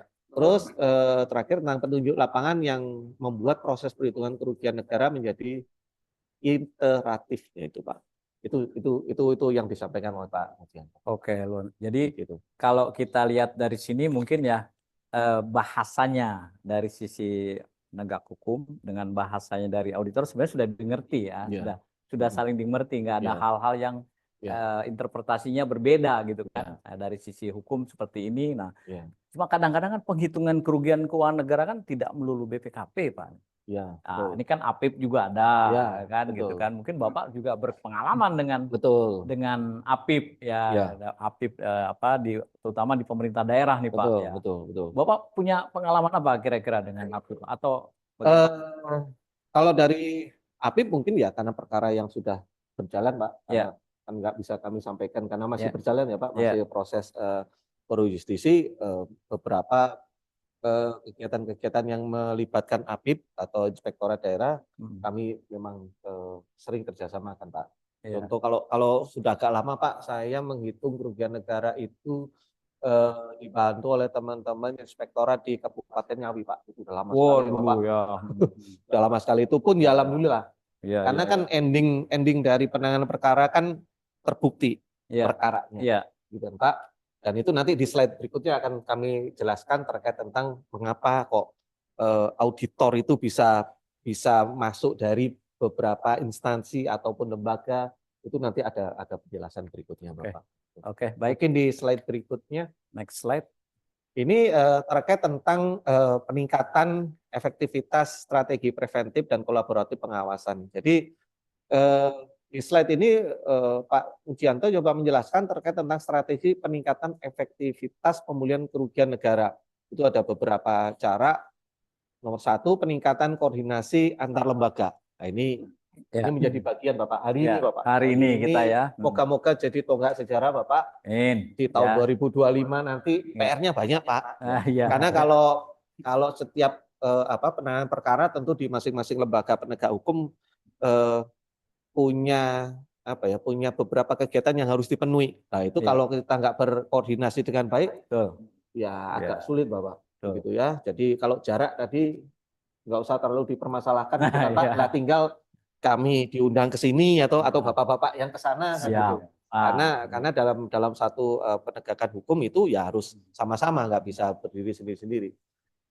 Kedua tentang penguatan sistem pengawasan dan pelaporan. Ini masing-masing juga punya cara, karena penguatan whistleblower system itu kami juga sudah punya Bapak di kantor Kejaksaan Tinggi, karena itu tadi yang disampaikan Pak Kaper kan tentang membangun ZI pun kami juga punya kewajiban untuk membangun WBS itu sendiri. Terus perbaikan sistem pengawasan internal itu kami punya inspektorat sendiri, sering disebut asisten pengawasan. Dan alhamdulillah berjalan efektif.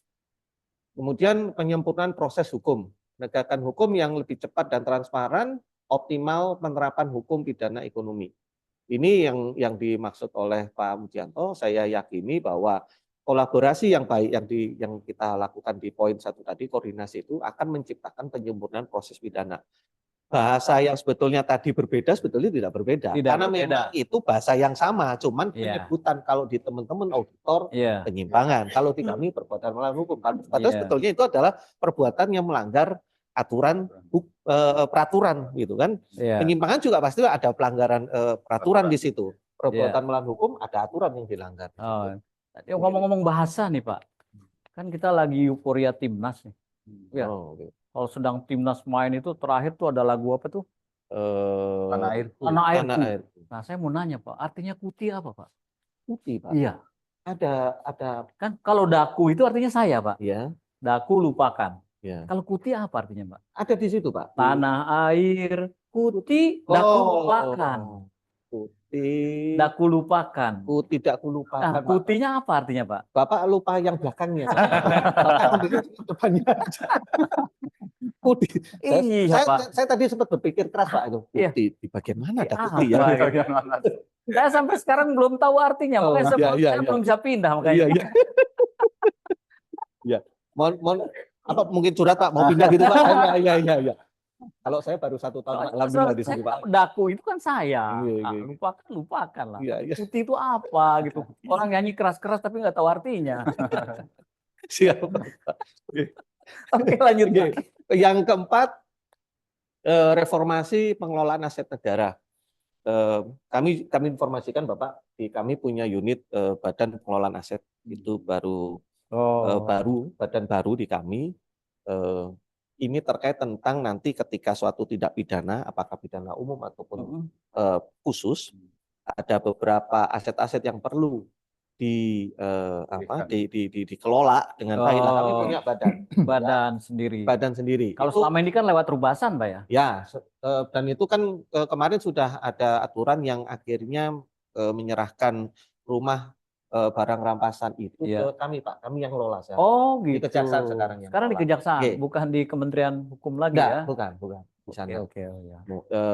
Termasuk juga kalau pemulihan aset negara ini ya seperti contoh kemarin ada ya Pak yang disampaikan oleh Kejaksaan Tinggi terkait tentang pendampingan kami lewat Perdata dan Tun. Ada beberapa aset negara yang bisa diambil kembali. Oh iya, Ya kan iya, Pak, iya. misalnya kemarin ada Tanah ya, Pak, ya? terutama tanah Bapak. Karena Iya. tanah ini orang itu semakin banyak tanahnya ya tetap segitu aja Pak. Betul. Nah ini kalau nggak dikelola dengan baik bisa hilang Iya. begitu. Kalau di Lembang murah tanah tuh, Pak. Di Lembang murah. Di Lembang murah sekali di situ. Paling sekarung berapa lah? Iya, Iya. itu bak pupuk Pak. Siap. Oke, lanjut. Memanfaatkan teknologi informasi ya ini saya kira kalau dari sisi pengelolaan aset negara saya kira teman-teman BPN Pak ya. Ya. Kalau untuk khusus untuk tanah ya Pak ya, Ya. atau lembaga yang lain dari badan lelang dan lain juga bisa kan seperti itu. Oke. Terus peningkatan kapasitas SDM, pelatihan dan pengembangan kapasitas, terus pengembangan spesialisasi. Lah ini tentu kolaborasinya juga akan lebih bagus dan baik nanti dengan BPKP karena sterilisasi ini untuk di kami perlu sekali Bapak supaya itu tadi adik-adik kita, teman-teman auditor kita punya capability yang bisa sama kuatnya dengan teman-teman di BPKP.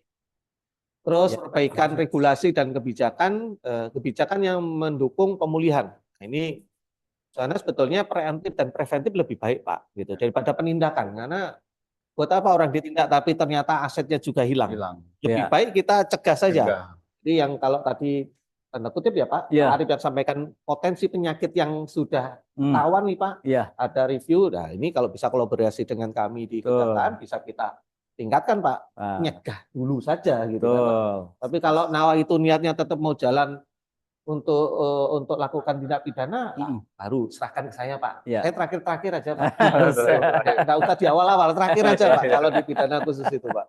Oke. Terus untuk penerapan sanksi yang tegas dan efektif, saya kira udah pasti Pak.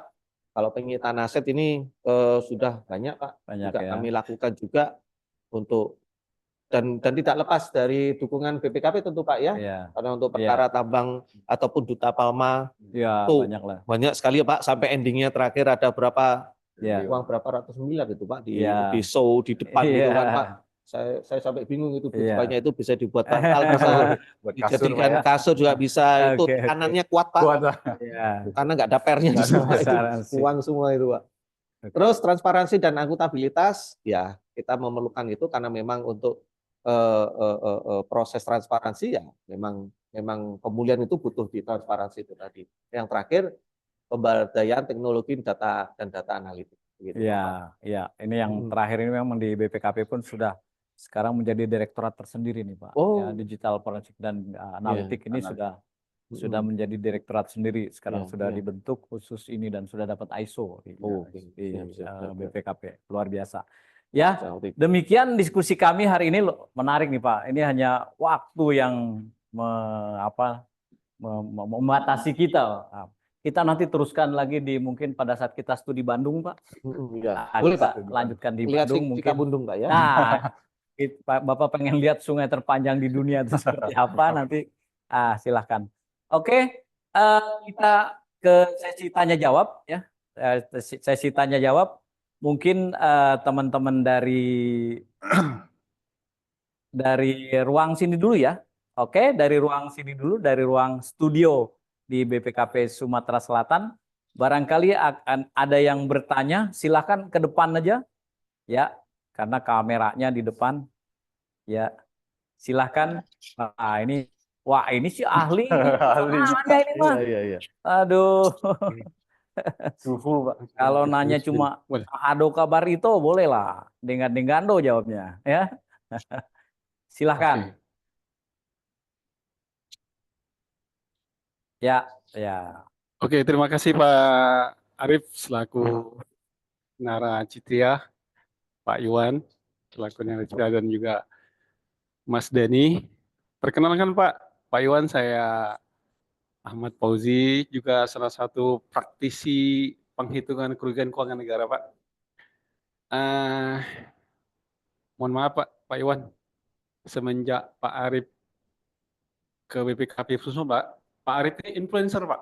Oh. Influencer itu pengaruh Pak. Iya. Jadi semenjak Pak Arif sini kami terpengaruh Pak. Susah ngomong serius Pak. Susah membedakan mau ngomong serius mau ngomong bercanda gitu Pak.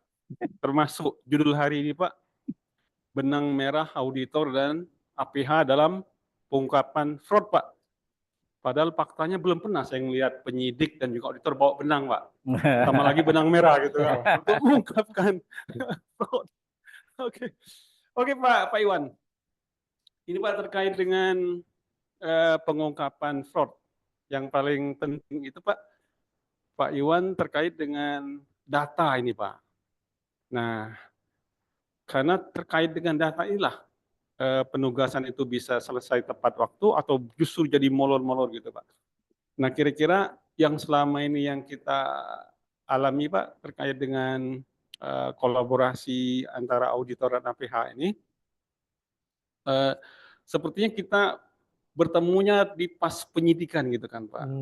Di pas penyidikan, kemudian ketika expose, kemudian penugasan ini diterima, ternyata ada data yang kita butuhkan itu tidak kita dapatkan. Sehingga ini menjadi salah satu penyebab yang menghalangi kita untuk menyelesaikan laporan hasil audit itu Pak Iwan. Nah, mungkin kedepannya bisa nggak gitu Pak? Mungkin pada waktu full bucket atau pada waktu mungkin masih pra penyelidikan gitu kan, sudah berkomunikasi dulu antara penyidik dengan auditor sehingga data-data yang diperlukan oleh auditor itu bisa didapatkan oleh penyelidik supaya hasil audit itu yang diharapkan oleh penyelidik ataupun penyidik itu bisa kita selesaikan dengan cepat gitu Pak. Karena sebenarnya auditor juga tidak kepengen berlama-lama seperti itu Pak. Itu yang pertama. Kemudian saya ini Pak, kemarin saya sempat baca artikel terkait dengan mungkin karena pilkada gitu kan Pak Iwan, ada satu yang diamati oleh para pemerhati anti korupsi itu Pak, terkait dengan yang seperti Pak Ari Pak, influencer, trading of influence Pak. Trading of influence artinya ada calon-calon yang memberikan uang yang itu seperti sudah kelihatan kasat mata menurut para pemerhati anti fraud itu Pak, anti korupsi, bahwa sebenarnya itu adalah suatu korupsi Pak. Artinya ketika mohon maaf calon-calon kepala daerah itu diberikan sumbangan oleh pengusaha, pasti kebijakannya itu akan berpihak kepada, nah ini menurut para pemerhati anti korupsi ini sudah merupakan suatu korupsi sudah itu Pak. Nah ini menurut saya ingin nanya dengan Pak Iwan, kira-kira Pak Iwan sependapat nggak dengan pemerhati anti korupsi ini Pak? Di samping yang sudah dijalankan itu Pak mungkin agak susah terkait dengan apa Pak menghitung kerugian perekonomian negara Pak, karena itu harus kita buktikan apakah perekonomian negara itu bisa kita buktikan dia menurun dengan sebab ada itu kan agak sulit gitu Pak. Makanya sekarang ketika kami melakukan audit ada potensi kerugian perekonomian negara itu, tapi ketika dibayangkan kita harus menghitung seperti ini, kita harus mundur dulu yang kita hitung kerugian negara aja. Mungkin itu Pak Iwan yang ingin saya tanyakan. Sekali lagi terima kasih Pak. Assalamualaikum warahmatullahi wabarakatuh. Waalaikumsalam warahmatullahi wabarakatuh. Terima kasih Pak Pauji atas pertanyaannya ini. Pak Pauji ini Korwas Investigasi 2 Pak. Kalau saya Korwas Investigasi 1. Di Sumsel ini ada 2 Pak Korwas investigasinya barusan. Nah, bertanya ke Pak Iwan bagaimana nih kalau dari awal kita sudah melakukan koordinasi ya sehingga nanti pada saat sudah maju gitu kan, selama ini kan sudah penyidikan ya, seringnya sudah penyidikan kan. Kira-kira dimungkinkan atau seperti apa kira-kira? Silakan Pak. Terima kasih Pak Fauzi atas pertanyaan yang diberikan ke kami. Prinsipnya koordinasi yang baik itu adalah koordinasi yang dilaksanakan sejak tahap awal Bapak. Dan itu kami sepakat Bapak. Karena sebetulnya kalau mau sejalan dengan yang diminta oleh KUHP di pasal 110 KUHP terkait tentang koordinasi antara penyidik dan penuntut umum, justru kami kan berada di 2 wilayah yang sama Bapak. Kami itu penyidik, kami juga penuntut umum. Gitu Pak ya. Artinya kalau kami melihat bahwa potensi koordinasi itu memang diharuskan terkait tentang pemenuhan unsur merugikan keuangan negara dari auditor BPKP, kami pasti akan lakukan Bapak. Dan alhamdulillah kami di Sumsel sebetulnya sudah terbuka juga Pak untuk itu. Tapi terkait tentang data, apakah itu memang bisa diperoleh atau tidak, tentu berhubungan erat dengan kegiatan kepenyidikannya sendiri Bapak. Karena tidak semudah itu Pak, gitu. Lagunya siapa ya Pak? Tidak segampang itu. Tak segampang itu. Nah itu Pak. Jadi bla bla bla. Itu Pak. Ternyata ketika kami harus mencari data karena menjadi bagian dari upaya paksa, itu harus kami maksimalkan di situ Bapak gitu. Dan ya artinya pasti mempengaruhi dari teman-teman auditor sendiri dalam melakukan perhitungan keuangan negara itu. Dan kalau yang ditanya tadi tentang apakah dimungkinkan Bapak, sangat dimungkinkan Bapak. Karena kebetulan untuk yang perkara MUBA itu teman-teman auditor dari inspektorat Bapak berkantor di kantor kami. Bahasanya kan begitu Pak ya. Berkantor. Jadi dari awal mereka sudah minta Pak data itu apa saja kita kasih gitu Pak. Lah tentu tetap saya kira teman-teman auditor dari inspektorat yang saya dengar informasi dari Pak Arif pun juga berkolaborasi, berkoordinasi juga teman-teman BPKP di sini. Betul Pak. Untuk Pak ini kalau yang ini bagaimana. Nah, itu kan bagian dari koordinasi itu tadi Pak. Insya Allah ayo Pak 2025 Pak, saya kira Pak Kajati juga sangat mendukung Bapak. Tinggal nanti berkomunikasi dengan Pak Kaper, kita kapan dengan Pak Kajati bisa langsung bersinergi kembali untuk membangun ruang itu tadi Pak, berkoordinasi itu tadi supaya hambatan data yang Bapak khawatirkan tidak terjadi Pak. Kita berharap itu Pak, sangat berharap karena kalau itu terjadi Pak, ya kalau bisa jangan berapa hari tadi Pak? 20 sampai 25. Kalau bisa jangan Pak gitu kan. Karena sebetulnya dari awal kita sudah saling berkoordinasi itu tadi Pak. Begitu launching surat, sebetulnya data itu sudah ada semua. Tinggal penyelesaian final saja Pak tentang ngomongin tentang metode, cara gitu kan Pak. Jadi ngomongin daging dan lengkuas tadi udah selesai di awal begitu. Ini bukan lengkuas, ini pasti daging. Pak. Untuk yang kedua tadi trading of influence. Ya, kalau trading of influence ini sebetulnya yang kemarin yang disampaikan oleh Pak Jamindal kami, Pak Reda, banyak memanfaatkan public figure ya Pak ya di situ ya. apakah itu artis kayak ataukah orang-orang Iya, berpunya gitu kan, iya, iya. untuk bisa setidak-tidaknya Selebgram. layering-nya untuk korupsinya diletakkan di mana, di mana, di mana. Iya, Ya saya kira perlu ada metode dan cara khusus Pak, terutama untuk yang dikhawatirkan di kepala daerah tadi ya Pak iya, ya. iya.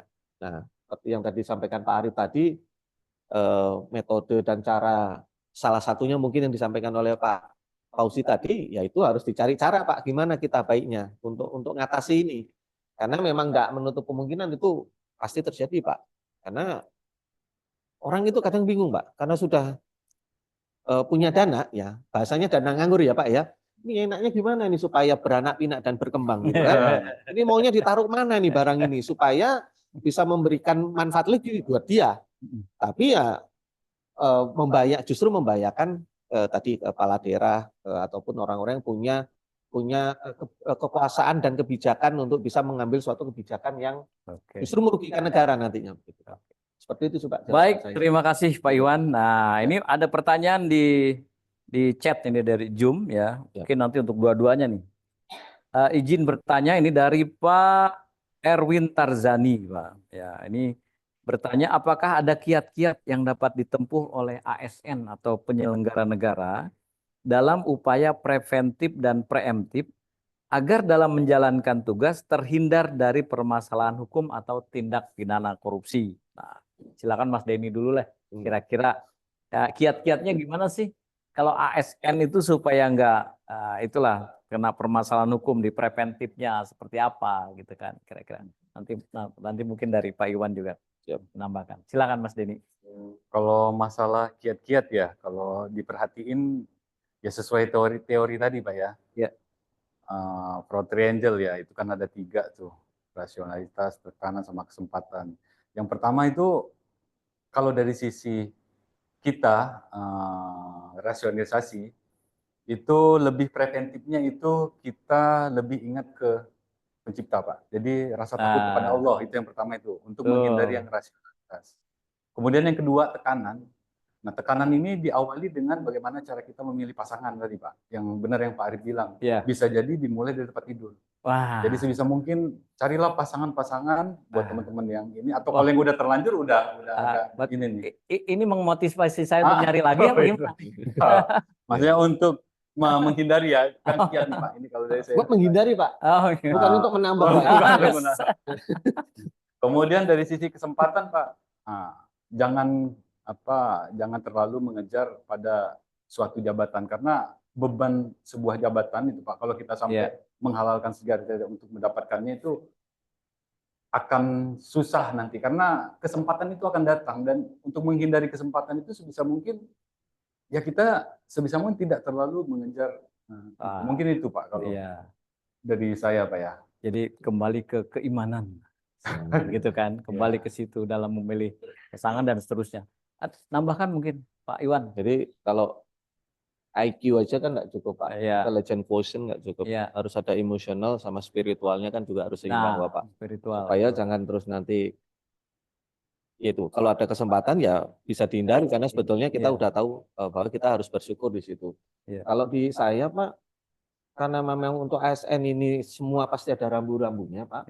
Karena untuk PP tentang kalau dulu namanya PP tentang ya Pak kedisiplinan ya Pak itu kan urusannya sama SOP Pak kami punya SOP masing-masing ASN pasti punya SOP itu tentang misalnya penyidikan yang harus dipenuhi ini bukunya tebel Pak kalau di kami Pak lumayan dan itu harus dipenuhi dan itu menjadi kewajiban buat kami apabila ada pelanggaran di situ ada potensi adanya pelanggaran administrasi dan itu dapat ditindak juga. Artinya kalau untuk teman-teman ASN, saya yakin di masing-masing unit kerjanya ada SOP-SOP itu. Penuhi itu saja. Kalaupun memang akhirnya nanti kalau Pak Denny tadi bilang ada tekanan itu tadi, semaksimal mungkin kita harus hindari begitu. Karena sebetulnya itu nggak akan terjadi kalau kita nggak mau. Sebetulnya kalau kita mau ya akhirnya terjadi gitu. Nah, itu harus dipilah benar supaya jangan sampai terjadi. Oke. Itu Bapak. Oke, terima kasih. Ya, ada satu pertanyaan lagi nih, ini dari Mas Ivandi Juni. Ya, tadinya mau saya tolak nih pertanyaannya Pak, Karena sekarang udah bulan Desember, Pak. Nah, namanya Ivan di Juni, Pak. Aduh. Tapi ya apa boleh buat, kita terima lah, Pak. Ya. Ini mungkin buat Mas Denny nih, Mas Denny ya. Jadi kalau audit hukum itu kan netral katanya. Istilahnya hukum itu netral. Ketika auditor jadi keterangan ahli dalam persidangan yang disiapkan oleh JPU, maka ia tentunya menjadi pendukung tim JPU. Tapi ada juga auditor yang disiapkan oleh terdakwa. Dia akan membela terdakwa. Nah, batasannya bagaimana keterangan ahli ini yang independen itu seperti apa batasannya kan? Tadi dia akan membela terdakwa, ada juga auditor yang disiapkan terdakwa kan? Ada biasanya jadi keterangan ahli di persidangan itu jadi dari pihak terdakwa. Ada juga yang dari JPU, biasanya kan kita dari JPU. Nah, bagaimana nih batas independensinya seperti apa sih auditor itu? Ini sebelumnya perlu ditegasin dulu, Pak. Posisi dari ahli terdakwa ini apakah masih berstatus sebagai ASN atau tidak? Nah, ini mungkin di sini kan auditor ya. Auditor, profesinya. berarti Auditor. masih posisi Ya, ASN. auditor Pak. kan bisa dari kantor akuntan publik juga bisa, mungkin kan? Oh, itu ya. Ya kan, auditor sama-sama auditor. Ya, ya. Sementara mereka tetap kode etiknya sama, harus independen. Iya. Nah, kira-kira kalau Jadi kalau lihat, kalau di kita jelas Pak ya, di peraturan kita tentang pemberian keterangan ahli itu tidak berseberangan dengan JPU Pak. Jadi udah jelas itu bahwa seorang PNS di BPKP itu tidak diperbolehkan Pak untuk terdakwa. Namun untuk yang tidak berstatus sebagai pegawai BPKP ataupun sebagainya itu bisa jadi dimungkinkan itu mendampingi dari sisi terdakwa. Dan ini sebenarnya Pak, kalau saya lihat sah-sah saja Pak, karena memang tujuan dari penasehat hukum ini kan membuat terang Pak ya suatu perkara ya.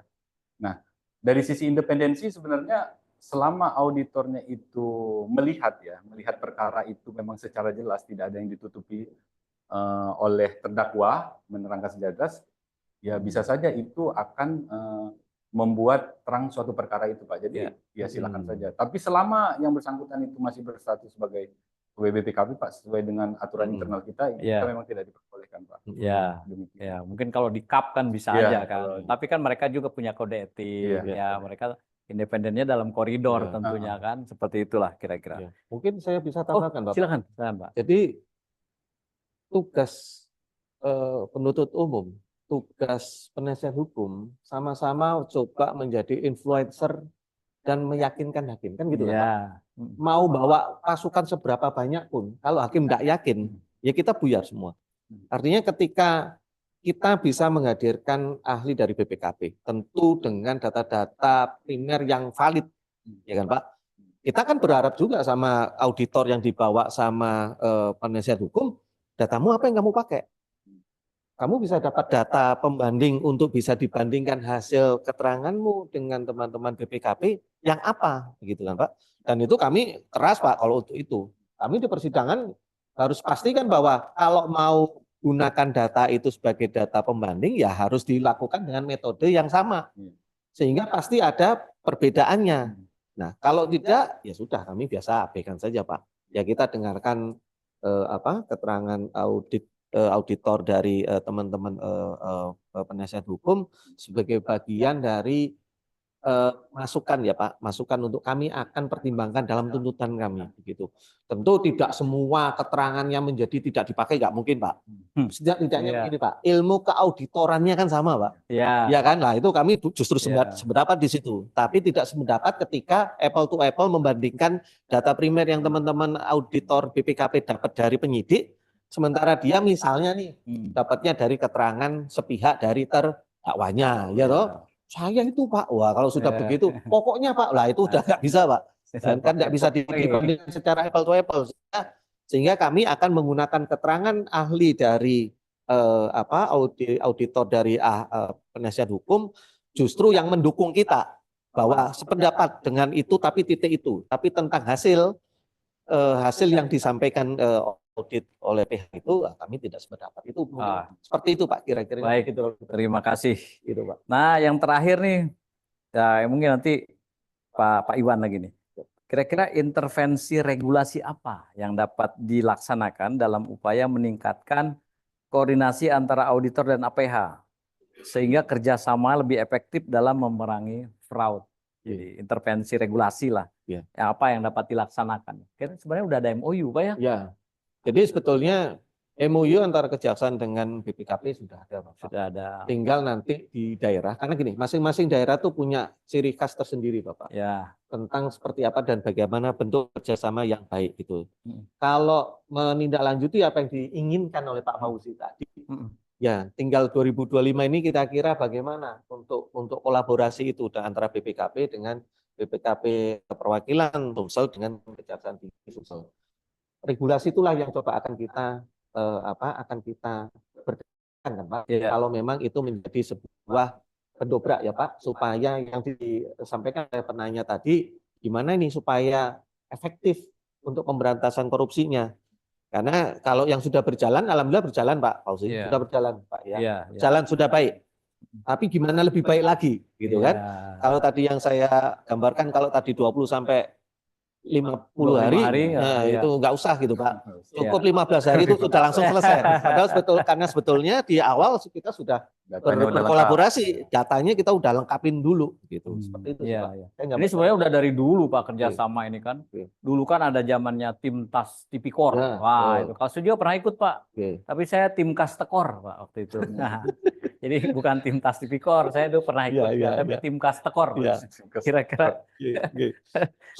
Sebagai tambahan Pak, gambaran bagaimana penyidik dengan dibantu oleh teman-teman auditor itu bisa dalam satu rumah yang sama supaya bisa berkolaborasi seperti contohnya misalnya di KPK. Itu kan dalam satu rumah yang sama. Lah, kita bikin atmosfer yang sama ini Pak. Gimana nih biar enak? Dan Iya. alhamdulillah ya sebetulnya enak-enak aja gitu Pak. Buktinya apa? Ketika kami minta, dan yang kemarin kan adalah teman kami kan kesini kan Pak, Iya. karena diundang. Ya kan enak Pak. Iya. Pak, kami butuh ini. Ya, Pak Fauzi, Pak saya minta datanya ini. Iya. Oh, kami pasti serahkan. Nggak mungkin tidak, karena tanpa bapak-bapak di sini, kami nggak bisa memenuhi unsur pasal kerugian negara. Nggak mungkin Pak, nggak ada di tempat lain kecuali dari auditor. Auditor sendiri pun di tempat kami pun juga perlu ada perhitungan sendiri. Kecuali Pak, memang hukum membolehkan kita melakukan penghitungan sederhana. Kami penuntut umum, penyidik itu boleh. Tapi yang sederhana Pak. Sederhana. Ya misalnya kalau sekarang ada dua botol ini Pak, Iya. ya tahu pengadaannya 2 tapi sebetulnya kok dikasih cuma 1, ya Sederhana. itu sudah sederhana banget Pak, kan situ Iya. aja. Tapi yang lebih Iya. detail tentu harus ada teman-teman auditor yang Iya. membantu. Ya, yang simpel-simpel gitu Oke, Pak ya. siap. Oke. Baik, demikian luar biasa ini diskusi hari ini. Masih ada pertanyaan nggak di ruang Zoom? Sudah tidak ada? Sudah ada. Terima kasih. Ya, saya kira demikian Pak. Mungkin kita diskusi kita hari ini kayaknya sih nggak cukup nih Pak. Ini luar Ya. biasa kalau kolaborasi Betul. kita ini harusnya bisa 2-3 semester Pak ya. Ya, Kita cukupkan hanya dalam waktu 2 jam saya kira. Ya. Nah ini. Untuk sebelum kami tutup, silahkan Bapak Ibu peserta Zoom hari ini maupun yang di studio untuk mengisi link survei ya. Link surveinya sudah tersedia ini di depan ini ya. HTTPS survei Bentang Citya ya. Silahkan Bapak Ibu untuk mengisi link survei terlebih dahulu ya. Terima kasih nih Pak Iwan, luar biasa hari ini Mas Denny di sela kesibukannya bikin SHP. Kami ada SHP Pak, tenggat waktu nih Pak, sintesis hasil pengawasan. Jadi luar biasa ya. Jadi pengisian surveinya di linknya HTTPS //SID survei Bentang Citya. Oke, nantikan Bentang Citya selanjutnya pada tanggal 12 Desember 2024 pukul 9 dengan topik Bersatu untuk Integritas, Ketangguhan Kolaborasi Lintas Sektoral dalam Melawan Korupsi yang disiarkan secara langsung dari Provinsi Lampung ya, di tetangga kita nih di sebelah Pak ya, nanti tanggal 12 Desember ya, nanti jam 9 besok nih ya besok. Oke, demikian hari ini ya. Terima kasih Mas Denny sekali lagi ya. Salam buat Pak Kajati Pak Iwan. Siap. Ya, sampaikan salam. Kami tutup dengan pantun nih Pak. Siap. Ya, di sini gunung, di sana gunung. Cakep Pak. Ya, di tengah-tengah kota Rembang. Cakep. Maksud hati pengen ke Bandung. Siap. Jatuhnya di Palembang. Aduh. Udah pengen Pak ya. Udah Iya. pengen. Burung pelikan, burung cendrawasih. Sekian, terima kasih. Terima kasih. Wabillahi taufiq wal hidayah. Assalamualaikum warahmatullahi wabarakatuh. Ya, Bapak. Salam. Terima kasih, Pak. Ya, Bapak. Terima kasih, Pak Doni.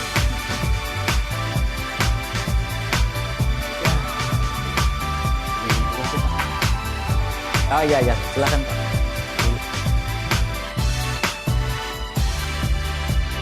berjiwa